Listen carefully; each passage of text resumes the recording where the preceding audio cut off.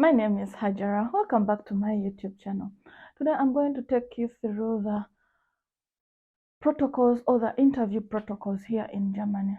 Here in Germany, the moment you apply for asylum, there are three protocols you have to follow when you're into the asylum process. After you getting a temporary stay, you will expect three interviews for the asylum. That is the protocol, that is the procedure here in Germany. But these interviews varies. There is only one major interview. That will be the last interview. So let me take you through these three protocols that you have to really know when you've gotten your temporary residence.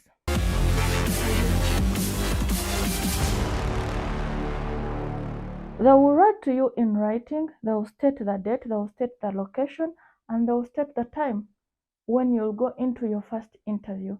So that is the first interview. Remember, you were just applying for asylum, but now you've started your asylum process. So the first asylum interview, they will state the date in the written letter, they will state the time, they will state the location where that interview is going to take place.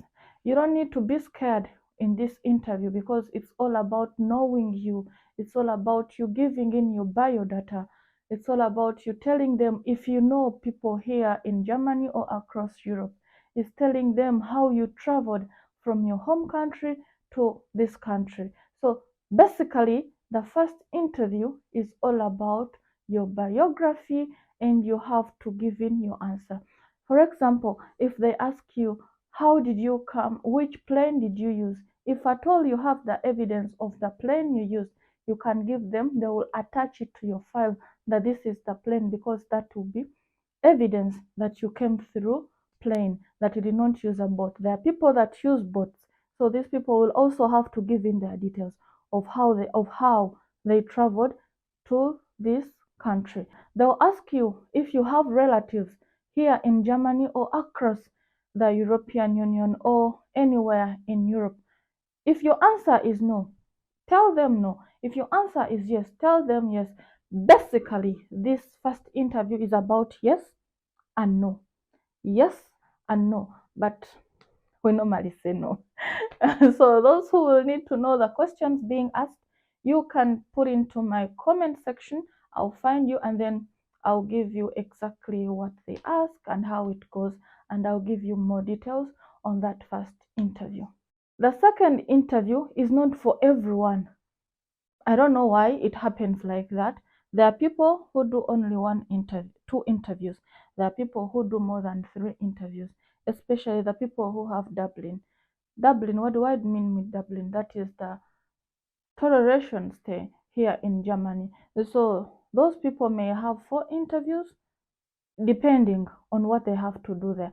So the second interview, this is when you go to, still they'll give you the time, the date, the location where that interview will be held, and you have to go there in time.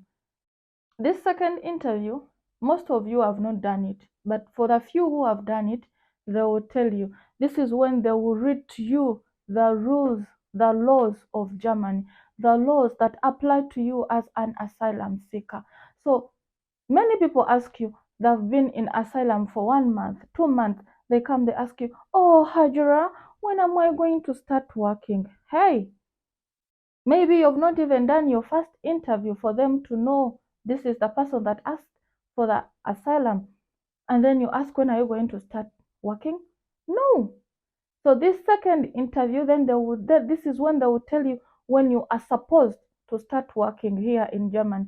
There are people that take 9 months and they start working, but you have to know it will take you like a year here to start working. However much you'll have all the social benefits, they're giving you all the social benefits when you're still into this asylum camps, when your asylum is still taking place. So they'll give you the social benefits that you have to have. So this is when they're going to read for you the rules that apply to you as an asylum seeker. What rights do you have, you as an asylum seeker? When are you supposed to start working, you as an asylum seeker? So this is the second interview. Basically, it's about the rules of German, the laws of German, the laws that apply to you as an asylum seeker. This is the second interview. The third interview, this is the biggest of them all. This is when you have to bring all your energy in this interview, because this is when they are going to ask you as to why you left your home country to this country, as to why you're seeking protection, as to why you're seeking for asylum. So you have to give in all the reasons, whether they are shameful, whether they are traumatic, whether they are painful. You have to give them, because it will help you in when they are verifying whether you're fit to stay or you don't fit to stay for protection. So those are the three major interviews here in Germany. In these interviews, they expect you to come early. That is the first note you have to know. They expect you to come early. In case you're going to delay, you have to give in a phone call on that day that, hey, I'm going to delay for 20 minutes, and this will help the asylum officer that is going to pose questions to you to manage his time, because he will be waiting for you. But the moment you don't give in information as to why you're not going to come in early, then they may reschedule your asylum appointment or even reject it. So you have to be really punctual when you're coming in into these three interviews. So as I said in the first interview, if you have any information that you did not give in the first interview, this is the time you have for you to give in this information. If you did not give in your passport, this is the time for you to give in your passport. Wherever you go, you find your passport there. Many people get scared that if I give in, because they give you information, they don't give in your passport, they will return you back to your home country. No, there are protocols, there are rules that they follow the moment you apply for asylum. So give in your information, give in your passport for them to know that this is really the person they're talking about, they're talking with. How sure are you going to be when you go into these asylum appointments and they start asking you, they start doubting whether you come from this country or not? So you have to give in your passport or national ID or driving license that state the home country that you're coming from. So basically, those are the three major protocols you have to follow in the asylum process.